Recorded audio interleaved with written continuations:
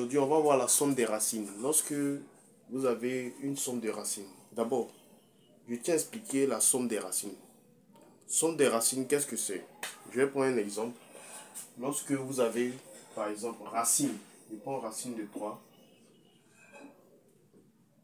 plus 2 racines de 3 plus 2 racines de 3. Quand j'ai racine de 3 plus 2 racines de 3, alors racine de 3 plus 2 racines de 3, racine de 3 avec 2 racines de 3 sont en quoi? Sont en soustraction. Ils peuvent être en soustraction comme quoi? Comme en addition. Bah, ici, ils sont en quoi? Ils sont en soustraction. Ils sont en addition plutôt.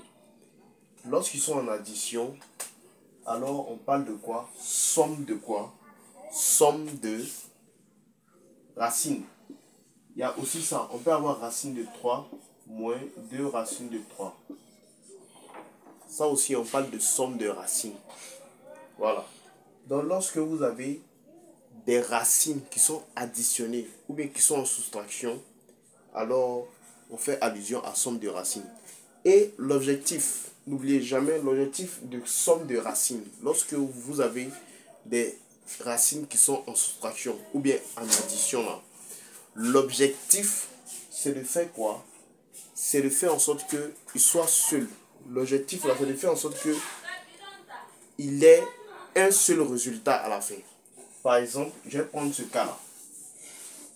Si ici j'ai deux racines de 3 et puis il y a racine de 3, je regarde ici dans la première partie, deuxième partie, premier thème, deuxième thème, il y a racine de 3 et racine de 3.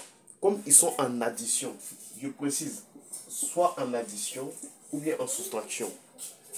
Donc, ici, comme ils sont en addition et qu'ils sont de la même famille, ici il y a racine de 3, il y a racine de 3. Alors je garde racine de 3 combien de fois? Une fois. Je garde racine de 3 une fois. Et maintenant, j'additionne les deux coefficients qui sont là. Vous voyez, à côté de racine de 3, il n'y a rien. Quand il n'y a rien, ça veut dire que son coefficient, c'est 1. Son coefficient, c'est 1. Ici, c'est quoi? Ici, c'est 2. Donc, je fais quoi? 1 plus 2, qui donne quoi? Qui donne 3. Donc, 1 plus 2, ça va me donner 3. Voici le résultat. Ça, on part de deux thèmes pour aboutir à un seul thème. Ça veut dire qu'on peut partir de 3 thèmes aussi et aboutir à un seul thème à la fin. Je commence l'exercice. C'est un peu comme on nous dit 2 plus 2 plus 2 plus 2. Vous voyez, j'ai 2 plus 2 plus 2 plus 2. Par exemple, quand il fait 2 plus 2 plus 2 plus 2, ici, d'abord, ça va nous faire 4. 4 plus 4, ça va nous donner quoi à la fin? Ça va nous donner 8. Donc, on part de combien de thèmes? Plusieurs thèmes pour trouver quoi? Pour trouver un seul quoi? Pour trouver un seul thème. Voilà. Donc, avec les racines aussi, c'est la même chose. Avec les racines aussi, c'est pareil. Donc, qu'est-ce qu'il faut faire? Je vais prendre un autre exemple. On va voir maintenant le cas où on nous donne maintenant. Je vais prendre un autre cas. Par exemple, racine de 12. Je prends racine de 12. Plus quoi? Plus 27. Racine de 27. Voici racine de 12 plus racine de 27. Donc, racine de 12 plus racine de 27. Lorsque vous avez ce genre de truc-là, alors on parle de quoi? Somme de quoi? Somme de racines, n'oubliez jamais. Lorsque vous avez des racines qui sont en addition ou bien en soustraction, alors on parle de somme de racines. Et qu'est-ce qu'il faut faire? Il faut les mettre ensemble de sorte à obtenir un seul résultat à la fin. Donc ici, c'est ce qu'on va faire. Je viens ici par exemple 12. 12 qui est là. 12, je vais prendre un exemple. Lorsque vous voyez 12, 12 à l'intérieur de 12 là, il y a non seulement les carrés parfaits à l'intérieur, et puis il y a quoi? Il y a la famille des racines. Donc je viens, je prends 12, je divise, d'abord je mets la liste des carrés parfaits. La liste des carrés parfaits, le carré qui est le plus proche, le carré parfait qui est le plus proche de 12, c'est quoi? D'abord, c'est 9. Donc on va faire 9. On va faire 12 divisé par 9. ça va donner des nombres à virgule. Quand ça donne un nombre à virgule, alors vous passez à autre chose. Je fais 12 encore divisé par quoi? Par 3. Ça va me donner 4. Donc ça fait 3 fois quoi? Plutôt, divisé par 4. Je divise par 4. Le carré parfait, qui est 4. Donc ça va faire 4 fois 3. Donc 4 fois 3, je remplace maintenant quoi? Ici, 12 là par 4 fois 3.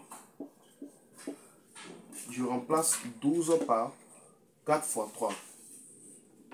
Après avoir remplacé 12 par 4 fois 3, je fais pareil ici. Je prends 27. 27 là. Je regarde le carré parfait qui est le plus proche de lui. Le carré parfait qui est le plus proche de quoi? 27. C'est quoi? Carré parfait qui est le plus proche de 27. On va prendre 25 d'abord. 25. Donc on va faire 27 divisé par 25. Ça va nous donner quoi? Ça va nous donner des nombres à virgule. Nombres à virgule. On fait 27 divisé encore par quoi? Par 5. Par 25. On a fait par 25. On va prendre 16 maintenant. Nombre à virgule. Ensuite, 16 passe pas. On prend quoi? On va prendre 9. Donc on essaie avec 9. Ça nous donne quoi? Ça nous donne 3. Donc c'est un peu comme c'est 27. On va remplacer 27 par quoi? 9 fois 3. Donc je viens ici maintenant, je remplace 27 par 9 fois quoi? Je remplace 27 par 9 fois 3. Après avoir remplacé 27 par 9 fois 3, quand je remplace 27 par 9 fois 3, je trouve ce résultat.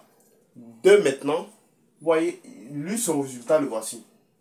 Le résultat de 27 le voici. On peut continuer. On continue, ça fait racine de quoi? Racine de 4. On va départager sous forme de petites racines. Petites racines. Donc ça va nous donner quoi? Racine de 4 fois racine de quoi? Fois racine de 3. Et ensuite, plus. Ici, on va départager aussi racine de 9 sous forme de petites racines, racine de 3. Ensuite, qui va nous donner 4. C'est un carré parfait. Donc on le remplace par son carré parfait, qui fait 2 au carré. On le remplace par son carré parfait, 2 au carré. Maintenant, racine de 3, on le garde, parce qu'il fait partie de la famille. Plus quoi? Plus racine de 3 au carré. Plus racine de 3 au carré, fois quoi? Fois racine de 3. Comme ça. Donc, après avoir fait ça, je viens maintenant, je continue, je continue, je continue. Ici, le carré annule la racine. Quand le carré annule la racine, il va rester 2. Il reste 2. 2 fois racine de quoi? 2 fois racine de 3. Et ensuite, maintenant, ici aussi, le carré va annuler la racine, il va rester 3. Donc, plus quoi? Plus 3 fois racine de 3. Plus 3 fois racine de 3. Après avoir fait ça, ici, on va les coller directement. Ça va me donner 2 racines de 3 ici. Plus 3 racines de 3. Ça nous donne 3 racines de 3. Après les 3 racines de 3, on va remarquer maintenant que le résultat de racine de 12, c'est quoi? Le résultat de racine de 12, on a trouvé quoi? On a trouvé 2 racines de 3. Résultat de racine de 27, on a trouvé quoi? 3 racines de 2. On a trouvé 3 racines de 2. Donc, qu'est-ce qu'on va faire? D'abord, ce que je tiens à préciser, vous pouvez taper directement à la machine. Ceux que les machines Casio, par exemple, vous pouvez taper directement à la machine. Tout ça, ça va donner le résultat final. Ou bien, vous pouvez faire autrement. Ici, vous voyez, les deux sont en addition. Il y a racine de 3 ici, il y a racine de 3. Alors, je garde racine de 3 une fois. Je garde racine de 3 une fois. Je garde racine de 3 une fois. Parce qu'ils sont de la même famille. Et ensuite, maintenant, j'additionne quoi? Les deux coefficients qui sont à côté. 2 plus 5 plus 3, ça fait 5. Voilà. Ensuite, 2 plus 3 qui fait 5. Donc, je vais appeler par exemple A. A égale, égale, égale, égale, égale. Et puis A égale A. Attends, telle chose. Voilà. Donc, voici ainsi donc le résultat. Et c'est terminé pour cette séquence.